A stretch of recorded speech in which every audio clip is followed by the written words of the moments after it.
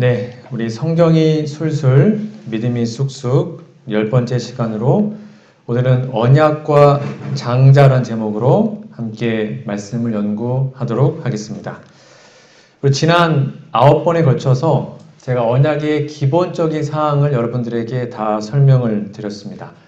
다 기억하시는지 모르겠습니다. 요거 근데 다 외우셨죠? 다 기억나십니까?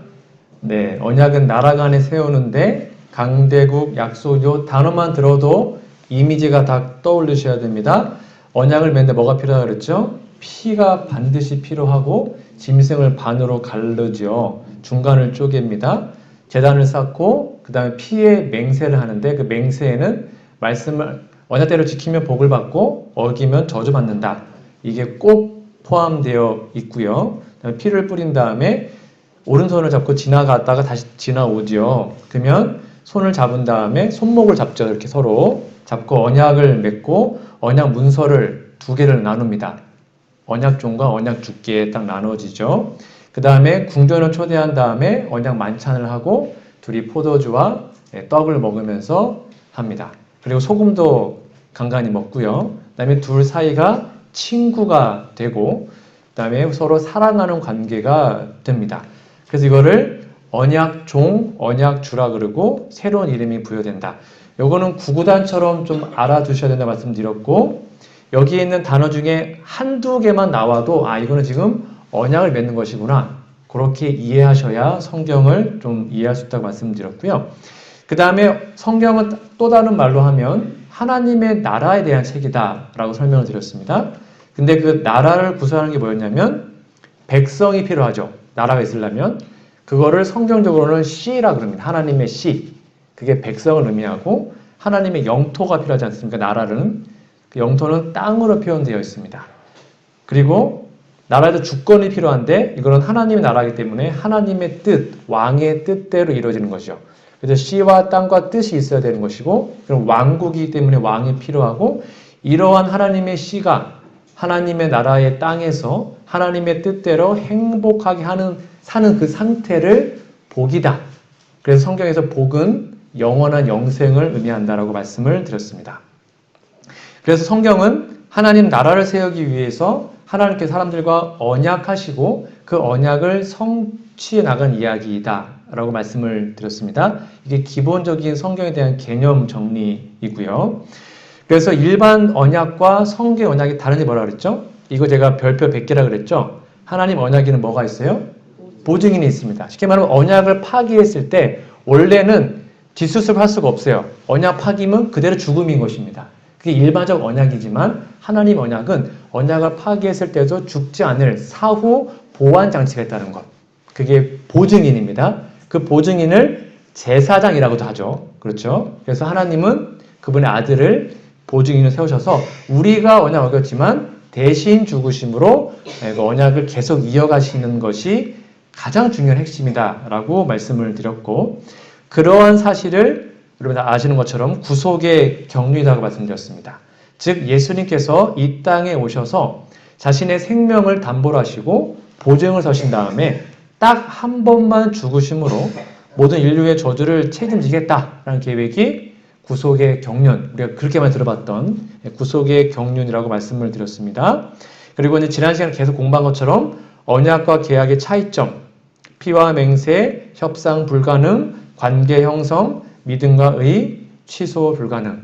이 개념을 여러분 잘 정리해 주시면 되겠습니다. 지금까지 공부했던 이런 개념들은 앞으로 성경을 공부할 때 되게 중요한 개념들입니다. 기초 공사입니다. 요거를 잘 이해하고 계셔야 앞으로 성경을 이러한 관점으로 보면 좀 더 쉽고 새롭게 볼 수 있을 겁니다. 혹시 까먹으신 분들은 다시 꼭 들어보셔서 이 개념을 좀 잘 정리해 주시면 될 것입니다. 이 시간에는 또 언약에서 중요한 한 가지 개념, 이 장자에 대해서 좀 살펴보도록 하겠습니다.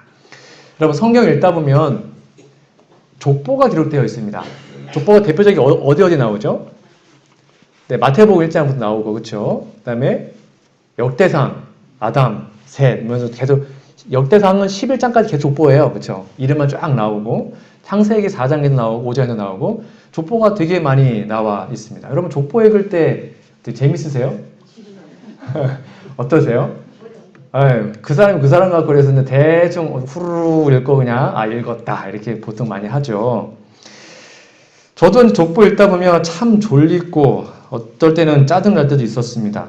몰랐을 때 이거 족보를 왜 이렇게 다 적어놔가지고 가뜩이나 힘든데 이렇게 해놨을까? 그래서 막 건너뛰고 아니면 맨 위에 사람 읽고 중간에 읽고 끝에 읽고 읽었다 이렇게 한 적도 있었고요. 근데 이제 언약을 여러분들이 배웠다면 이제 배울 거니까 우리가 이제 언약을 배우면 이 족보를 여러분 이제 예사스럽게 보시면 안 됩니다. 이 족보에도 되게 깊은 뜻이 포함되어 있습니다. 여러분 족보에는 이름이 들어가 있습니다. 근데 그 이름에는 바로 언약의 장자들만 거기에 써 있습니다. 한 사람이 아들을 많이 낳았을 거 아닙니까? 딸도 많이 낳겠죠. 옛날에는요. 근데 그 사람들 이름이 다 기록되어 있지 않아요. 그 중에 한 사람의 자녀 중에 대표적으로 한 사람마다 기록되어 있습니다. 그거를 장자라고 하는데 이 장자는 먼저 태어난 것이 아니라 언약 장자로 이해하시면 됩니다. 그러니까 족보는 한마디로 뭐냐면 영적 장자들의 명단입니다. 그게 성경적 정의입니다. 성경의 족보는 영적 장자들의 명단인데 이 영적 장자들이 하는 일이 무엇인가 간단합니다. 이렇게 정리하시면 됩니다. 족보는 언약 계승자의 명단이다. 그래서 하나님께서 우리가 볼 때는 지루하지만 그 이름을 하나하나 기록하는 이유가 성경은 뭐에 관한 책이라고요? 언약에 관한 책인데 그 언약을 계속 이어가야 되잖아요. 근데 그 이어가는 주인공들의 이름이 장자예요. 그 영적 장자가 기록된 게 족보예요. 그러니까 하나님이 볼 때는 족보가 이만큼 중요한 거예요. 왜냐하면 여기에서 대가 끊기면 예수님의 후손이 올 수가 없어요. 메시아가 못 오는 거예요. 그러니까 아담 때부터 마리아 때까지 족보가 쫙 이어져야 예수님 탄생할 수 있거든요. 그러니까 이 영적 장자들이 계속 아들을 낳고 또 신앙을 전수하고 언약을 계승하는 것이 하나님 볼 때는 정말 중요한 것입니다. 이게 끊어지면 구속의 경륜이 다 헝클어지거든요. 그래서 장자는 영적인 장자들인데 그것은 바로 언약 계승자의 명단이다라고 이야기하면 되겠습니다. 그래서 우리 창세기 3장 15절 보면 하나님께서 여자의 후손을 약속하신 다음에 그 후손이 그날 딱 태어날 수 없으니까 예수님 태어날 때까지 계속 이어져야 됐어요. 그래서 장자를 통하여 계승된 것입니다. 이 개념을 이해하시고 족보는 언약 계승자의 명단인데 근데 족보에는 종류가 몇 개 있냐면 2가지가 있습니다. 이게 또 되게 중요한 포인트입니다.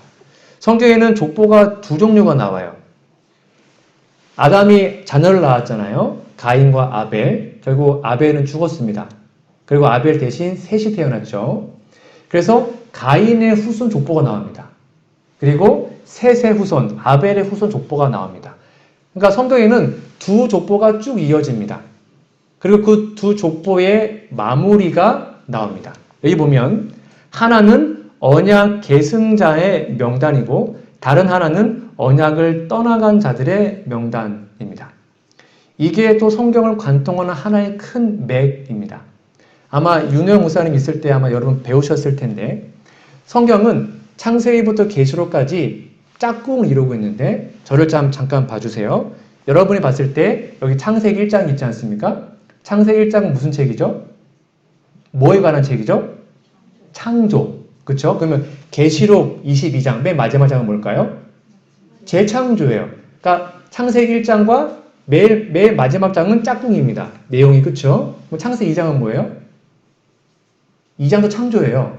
그럼 계시록 21장은 그것도 재창조예요. 그러니까 처음에 2장과 앞에 뺀 뒤에 2장은 짝꿍입니다. 자 그러면 창세기 3장은 내용이 뭡니까? 죄의 시작이죠. 그렇죠? 그러면 뒤에서 3장 계시록 20장은 무슨 내용일까요? 죄의 종결입니다. 죄가 시작되고 죄의 종결 짝꿍이네요. 창세기 4장은 뭐예요? 가인과 아벨의 2 제사 있잖아요. 그때부터 족보가 나뉩니다. 그렇죠? 그러면 계시록 19장 뒤에서부터 4장. 계시록 19장은 뭔 내용일까요? 거기에 두 잔치가 나옵니다. 새들의 잔치가 나오고 어린 양의 혼인 잔치가 나옵니다. 어린 양의 혼인 잔치는 뭘까요? 구원받은 사람들이 언약의 잔치를 하늘에서 하는 것입니다. 그게 셋의 후손들의 결말이에요. 이해가시죠? 그리고 새들의 잔치는 뭐냐면 하나님께 재림하실 때 악인들이 다 죽죠. 그러면 이 땅에 막 시체가 있을 거 아닙니까? 그 시체를 새들이 뜯어먹어요. 그래서 가인의 후손들의 결말이 계시록 19장에 나와요. 짝꿍이죠. 앞에 2장은 창조, 창세기 3장은 죄의 시작, 계시록 20장은 죄의 종결, 창세기 4장은 두 족보의 이야기고 그 결말이 계시록 19장에 나오는 것입니다. 그래서 이 족보는 어느 편에 서는지는 우리의 선택입니다. 우리가 언약 계승자에 서게 된다면, 거기에 속하게 된다면 우리도 똑같이 구원받아 하늘의 언약 잔치에 들어가게 되겠죠. 근데 우리가 가인의 후손처럼 언약을 떠나간 자들의 족보에 들어간다면 새들의 잔치에 참여하게 돼서 우리의 시체가 뜯어먹히는, 멸망당하는 그러한 존재가 될 수 있다는 것입니다. 그게 또한 성경의 큰 주제란 사실을 이해하시고 이 족보를 좀 공부하시면 좋을 것 같습니다. 자, 이제 여러분 창세기 여러분 4장을 좀 펴시면 좋겠습니다. 요걸 여러분 성경을 직접 좀 펴시면서 공부하셔야 됩니다. 창세기 4장에 보시면 가인의 족보가 기록이 되어 있습니다. 몇 절부터 나오냐면 16절부터 기록이 되어 있습니다. 쭉 여기 보면 여기 앞에도 좀 같이 보시면 가인의 아들이 에녹이고요. 이 에녹은 하나님과 동행하는 그 에녹이 아니면 동명이인이에요. 그 다음에 에녹이 이랏을 낳았고요. 이랏이 무후야엘을 낳았고 무후야엘은 무두사일을 낳게 됩니다. 근데 여기 이름들이 참 재미납니다. 이 무후야엘의 뜻은 뭐냐면 그냥 뭐 참고로 좀 알아두세요. 이게 하나님을 배반했다. 무두사일은 뭐냐면 하나님을 떠났다. 그리고 이랏은 도시인 뭐 이런 뜻을 가지고 있다고 합니다.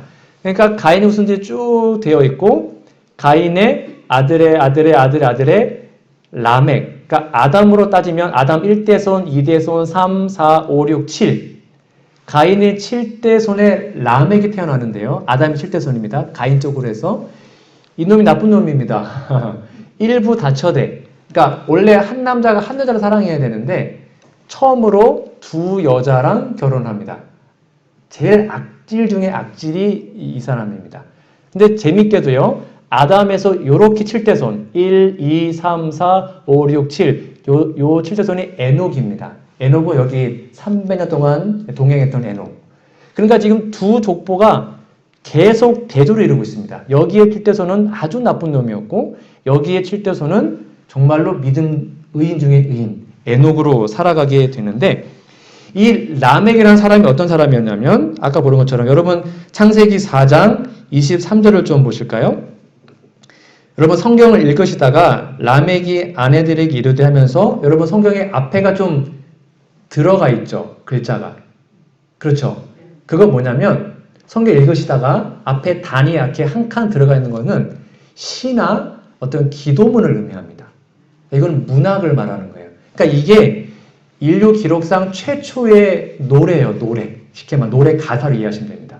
그러니까 음은 지금 까먹어서 모르겠지만 이 아다와 실라 이렇게 하면서 내 소리를 들어 이거는 라멕이 자기 와이프한테 불러준 노래예요. 시라고 이해하시면 돼요. 여기까지 이해되시죠? 근데 그 시가 어떤 겁니까? 내 소리를 들으라. 라멕이 아내여 내 말을 들으라. 나의 창상을 인하여 내가 사람을 죽였고 나의 상함 인하여 소년을 죽였도다. 이게 무슨 말일까요? 여보, 내가 오늘 딱 지나가는데 어떤 애가 나를 탁 건드렸어. 내가 걔 확 죽여버렸어. 또 들어가는데 누가 나를 탁 긁히게 하는 거야. 내가 걔 바로 죽여버렸어. 나 멋있지? 이거 하고 있는 거야 지금. 그 말이에요 지금. 내가 사람 오늘 엄청 죽였어. 이러고 다니는 거예요 지금. 집에 와가지고 그걸 막 노래를 부르면서 안 해요. 이러면 이렇게 하는 거예요 지금. 이해가시죠? 그러면서 뭐라 그래요? 24절. 가인을 위하여는 벌이 7배일진데 라멕을 위하여는 벌이 77배이로다. 이게 무슨 말일까요? 하나님이 가인한테 그랬잖아요. 너 안 죽을 거야. 가인아, 너 만약에 도망 다니다가 누군가가 너 죽이면 내가 벌을 7배 줄게. 그게 어디 나와요? 4장 15절에 나옵니다. 여러분 성경 보세요. 여호와께서 그에게 이르시되 그렇지 않다. 가인을 죽이는 자는 벌을 7배라 받으리라. 저 요거 말하고 있는 것입니다. 그러니까 이 라멕이 하나님 믿었을까요? 안 믿었을까요?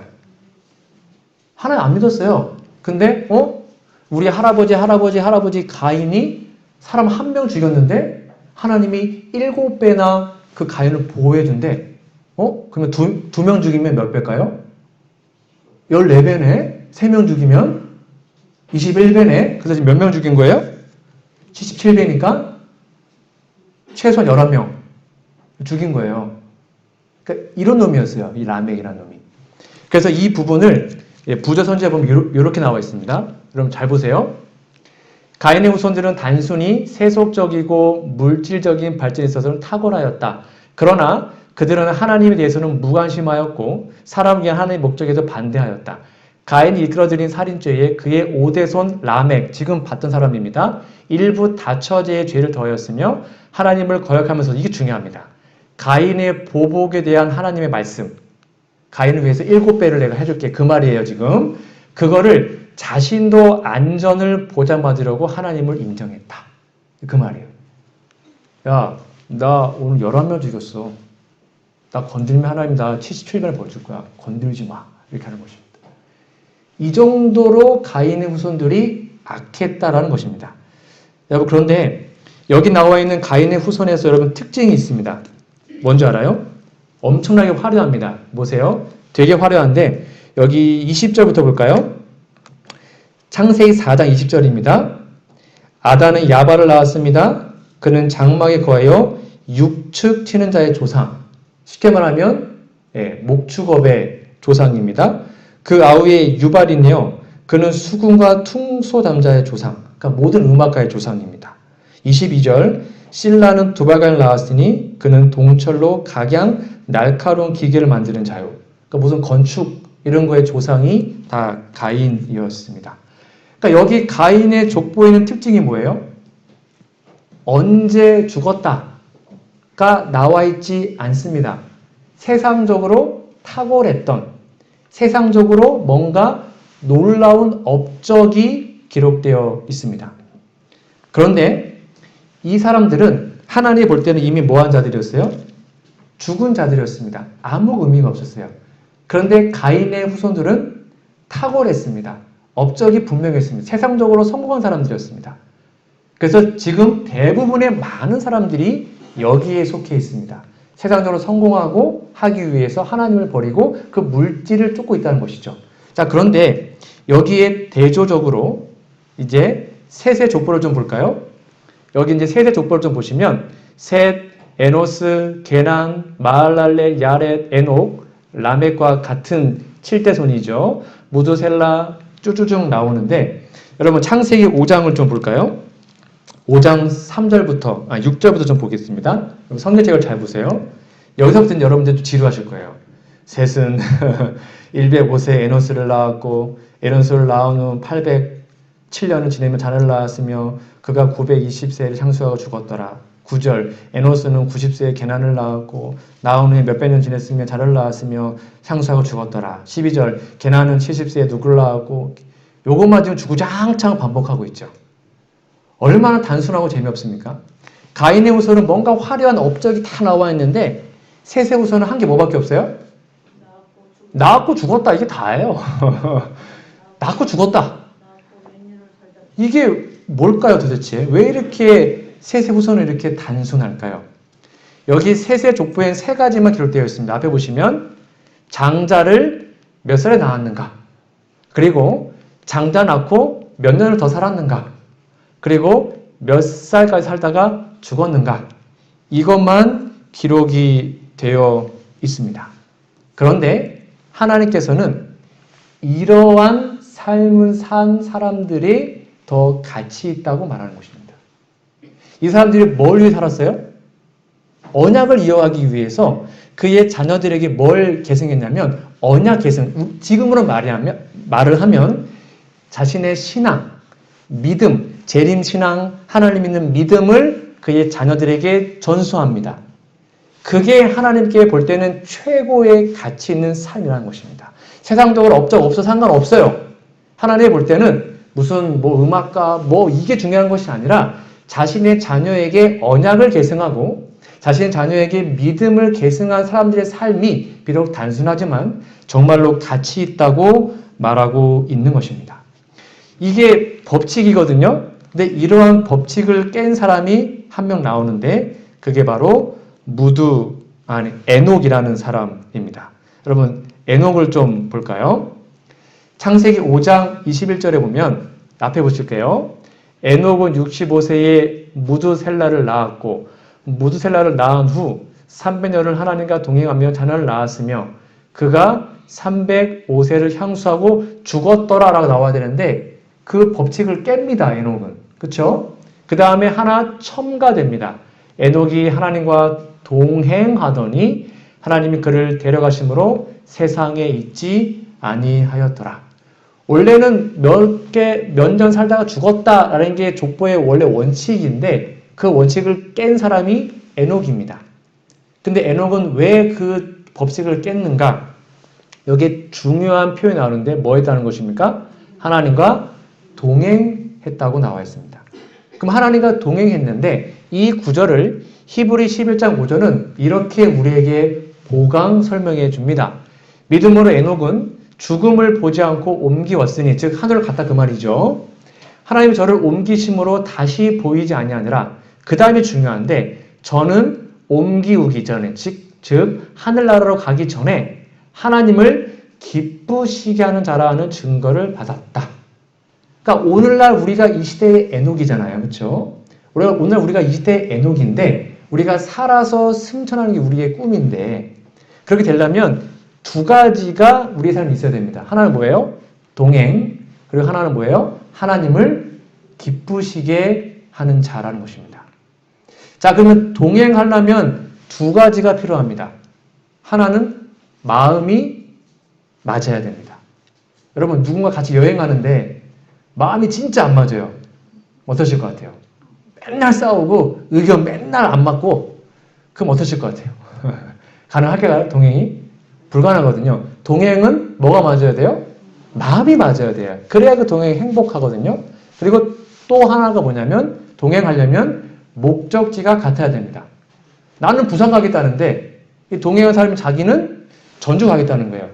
그럼 동행할 수 있어요? 없어요? 없거든요. 그래서 동행하려면 마음이 맞아야 되고 목적지가 같아야 됩니다. 그게 에녹이 그 삶을 살았다는 것입니다. 하나님과 마음이 딱 맞았고 그의 목적지가 어디였어요? 하늘이었거든요. 그래서 하나님이 에녹을 데리고 하늘로 바로 가게 된 것입니다. 그리고 또 하나가 하나님을 기쁘시게 하는 자라는 증거인데 하나님은 언제 가장 기쁘실까요? 우리가 하나님을 기쁘게 할 때가 언제일까요? 딱 하나밖에 없습니다. 이 귀한 하나님의 복음을 다른 사람들에게 전할 때 그것이 하나님의 최고의 기쁨이다라고 성경은 말하고 있습니다. 그래서 에녹은 이 복음 사명, 쉽게 말하면 마지막 시대를 대표하는 주님의 귀한 선지자로서 하나님의 복음을 전한 사람으로 우리에게 알려져 있습니다. 여러분 노아홍수 기별을 누가 가장 먼저 받았을까요? 노아홍수 기별? 노아가 받지 않았습니다. 노아홍수 기별을 가장 먼저 받은 사람이 에녹이었습니다. 에녹이 먼저 그 홍수 기별, 그 당시의 심판의 기별을 하나님으로부터 받아요. 그래서 에녹이 홍수 기별을 전합니다. 여기 보세요. 부절선지에 보시면 거룩한 천사들을 통하여 하나님께서 에녹에게 홍수로 세상을 멸망시킬 그분의 의도를 나타내셨다. 분명히 써 있죠? 그러니까 노아는 한참 뒤의 사람이고 에녹에게 먼저 홍수가 임할 거니까 약 1000년 전에 홍수 임할 거니까 사람들에게 복음을 전해라. 회개하라고 전해라. 라는 것을 맡겼습니다. 에녹은 그걸 감당했어요. 보세요. 에녹은 의의 전도자가 되어 하나님께서 그에게 계시하신 말을 즉 홍수 기별을 백성에게 알렸습니다. 또한 공적으로 일하며 경고의 말씀을 듣고 나는 모든 자들에게 하나님의 기별을 전했죠. 똑같이 이 시대에 마지막 이 땅에 하나님의 불로 멸망할 것이다. 이 땅에 재림이 임할 것이다. 라는 기별을 우리에게 맡겼다는 것입니다. 똑같은 사명을 우리에게 주셨죠. 그래서 이 에녹의 아들 이름이 뭐예요? 무두셀라. 여러분 잘 아시는 무셀라가 가장 오래 살았죠. 969세까지 살았거든요. 근데 이 무두셀라 이름의 뜻이 뭔지 아세요? 이름의 뜻. 에녹의 믿음이 여기에 다 표현되어 있습니다. 좀 잘 적어두세요. 무두셀라는 이러한 뜻을 가지고 있습니다. 그가 죽으면 심판이 이른다. 라는 뜻을 갖고 있습니다. 무두셀라 이름 뜻 자체가 이 아이가 죽으면 세상에 심판이 임한다는 뜻을 가지고 있습니다. 그러니까 우리로 얘기하면 우리 예수님의 재림을 기다리잖아요. 그래서 많은 재림 성도들이 자식의 이름을 아예 이름 자체를 재림으로 짓는 분도 있죠. 그렇죠? 아니면 예림으로 짓습니다. 예림은 뭐의 줄임말일까요? 예수님의 재림의 줄임말이 예림이거든요. 그래서 뭐 예림아, 제리마라고 이름을 지어요. 그건 뭐냐면 아버지가 그 아이의 이름을 부를 때마다 다른 사람들이 그렇게라도 예수님의 재림의 기별을 듣게 하고 싶은 성도님들의 마음의 표현이었죠. 이 에녹도 그랬습니다. 이름 자체가 이 아이가 죽으면 심판이 이른다. 생각해보세요. 에녹이 그 아이의 이름을 무두셀라의 이름을 하루에 몇 번 불렀을까요? 무두셀라야 밥 먹어라. 무두셀라야 학교 가야지. 무두셀라야 맨날 불렀을 거 아니에요? 그러면 그 당시 사람들은 이 아이가 죽으면 세상에 심판이 임한다고? 그리고 그 심판을 준비하는 사람이 되게 하기 위해서 에녹은 그렇게라도 복음을 전하기 위해서 이렇게 이름을 지은 것입니다. 여기까지 이해가시죠? 그런데 정말로 홍수가 임하는 그 해에 이 사람이 죽어요. 되게 신기한데요. 보세요. 여러분 성경을 잘 보셔야 됩니다. 창세기 5장을 피셔서 27절에 보면 무두셀라가 몇 살 살았죠? 969살까지 살았습니다. 여기 지금 산수할게요. 산수. 자, 5장 25절에 보면 무두셀라가 그의 아들 라멕을 몇 세에 낳아요? 187세에 낳습니다. 그렇죠? 자, 그리고 그 라멕은 28절에 보면 182세에 노아를 낳습니다. 그러니까 노아가 탄생할 때는 무두셀라가 몇 세일까요? 187 더하기 182. 그러니까 노아가 태어났을 때 무두셀라는 369세였습니다. 여기까지 이해 가시나요? 그렇죠? 자, 그러면 노아가 몇 살 때 일어났을까? 놀랍게도 노아 600세. 창세기 7장 12절에 나와요. 노아 600세에 홍수가 시작됩니다. 그달 2월 17일에. 자, 그러면 369세 때 노아가 빵세였으니까 노아가 600세면 무두셀라는 몇 세였을까요? 969세. 969세에 죽었잖아요. 그러니까 무두셀라가 그해 약 1월인가 2월 달에 죽고 죽자마자 진짜로 세상에 홍수가 임했어요. 그래서 에녹은 그의 아들의 이름을 이렇게까지 지으면서 뭘 전한 것입니까? 심판의 기별. 그 당시의 현재 기별. 방주에 타야 돼. 회개해야 돼. 안 그러면 세상이 망할 거야. 돌이켜야 돼. 라는 그 기별을 전했다라는 것입니다. 제가 좀 도표로 좀 만들어 왔습니다. 탄생했을 때 라멕은 187세에 그래서 노아 탄생했을 때 무두셀라는 369세, 노아 600세 때에 무두셀라는 969세에서 죽게 됩니다. 이것이 바로 하나님께서 에녹에게 너는 나를 기쁘게 했구나. 내가 너와 함께 하늘에 있겠다. 너 하늘에 가자. 라고 데리고 갈 수 있었던 방법이었습니다. 근데 이 에녹의 삶이 오늘날 누구의 삶이라고요? 우리요, 우리. 그러니까 우리들이 이 시대의 에녹으로 살려면 아까 말한 것처럼 에녹과 똑같이 하나님과 동행해야 되고요. 그 다음에 하나님을 기쁘시게 해야 됩니다. 그 동행은 하나님의 마음과 맞는 것이고 목적지가 늘 우리의 마음이 하늘에 있어야 되는 것이고 하나님을 기쁘게 한다는 건 뭐라고요? 이 시대의 심판의 기별, 재림의 기별을 최선껏 다른 사람들에게 전하는 것, 그게 하나님께 기쁨을 드리는 삶이라는 것입니다. 그러한 삶을 사는 사람들이 바로 에녹처럼 살아서 하늘에 갈 수 있겠죠. 이게 바로 족보의 두 가지의 흐름입니다. 그래서 창세기 5장에 누가 누구를 낳고 얼마 동안 낳았고 몇 세에 죽었다. 그렇게 우리가 볼 때는 지루하지만 그 족보의 포인트적인 핵심 기별은 요겁니다. 언약 백성의 성공 실패는 뭘 낳아서요? 장자 낳아서, 자식 낳아서 하나님 나라의 약속을 자식에게 잘 물려주었는가 하는 것으로 판가를 난다는 것입니다. 이거 되게 중요한 것입니다. 아무리 세상에 우리가 떵떵거려도 우리의 자녀들이 만약에 믿음 생활을 하지 않는다면 그 인생은 참 너무 속상하잖아요. 안타깝잖아요. 그 말하고 있는 것입니다. 근데 좀 세상에 좀 별 볼 없을 수 있어요. 근데 우리의 자녀들이, 우리의 손자, 손녀들이 다 교회에 나오고 재림 신앙 안에 믿음 안에 있고 그렇게 믿음 생활을 한다면 그의 인생은 하나님이 볼 때, 세상이 아니고요. 하나님이 볼 때 어떤 사람이라고요? 이런 사람이라는 것입니다. 그게 바로 언약 백성의 사람이에요. 자, 그러면 오늘날 우리 재림교회는 솔직하게 어떤 것에 좀 더 관심이 많은 것 같아요? 자녀들이 좀 세상적으로 이왕이면 좋은 대학교 가고 뭐 박사하고 의사하고 뭐하고 좀 그런데 좀 관심이 많은 것 같습니까? 아니면 좀 못해도 세상적으로 좀 어떤 그런 걸 당해도 안식일 철저히 지키게 하고 믿음 생활 잘하게 할 수 있도록 도와주고 신앙생활을 할 수 있도록 해주는 거 그런 것에 좀 관심이 많은 것 같습니까? 서울의 큰 교회들은 다는 아닙니다. 많은 장로님들, 집사님들의 자녀들이 안식일날 오후에 학원을 갑니다. 고3들은 학생반을 안 합니다. 왜요? 아니 오후에 자야 돼요. 저녁에 공부해야 되니까. 저도 서울에서 또 원주에서 목회할 때 분명히 교인 자녀인데 교회를 안 와요. 안식일날. 너 왜 학생반 안 하냐? 엄마가 오늘 학원 가래요. 엄마가 안식일 오후에 잘해요. 공부하래요.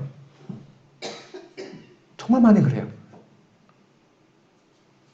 제가 국어, 영어, 수학 과외시키는 우리 재림교회 장로님 집사님들 자녀들 참 많이 봤습니다. 그런데 성경 과외시키는 분을 한 번도 못 봤어요. 여러분 자녀들 성경 과외 시켜보셨습니까? 왜 우리 국영수 과외시키는데 성경 과외 안 시키죠? 성경 더 많이 배워야 되는 거 아닙니까? 우리 자녀들이. 우리 국영수 뭐 이거는 막 돈 들여가지고 학원 보내고 과외시키는데 정작 안식일에 그건 그렇다 치고 진짜 우리가 우리 자녀들에게 이것처럼 신앙을 물려주고 너 다른 것보다 안식일 철저히 지키고 재림을 준비하고 그렇게 살아야 돼 라고 정말 강조하고 있는지 지금 고3이니까 지금은 공부할 때니까 좀 안식일 빠지고 좀 괜찮아 나중에 혹시 그렇게 말하고 있지는 않은지를 우리 정말 적나라하게 생각해 봐야 되지 않을까요? 여러분 이게 족보에 나와 있는 메시지입니다. 가인의 족보는 화려했습니다. 세상적으로 볼 때 정말로 성공했습니다. 음악가지 배원이었습니다.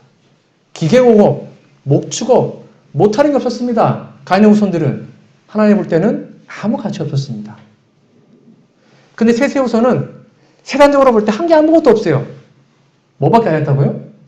애만 낳았다는 거예요. 애만. 밥 먹고 애만 낳았어요. 밥 먹고 애 낳고 평생 애 낳다가 죽었다. 이게 뭐예요?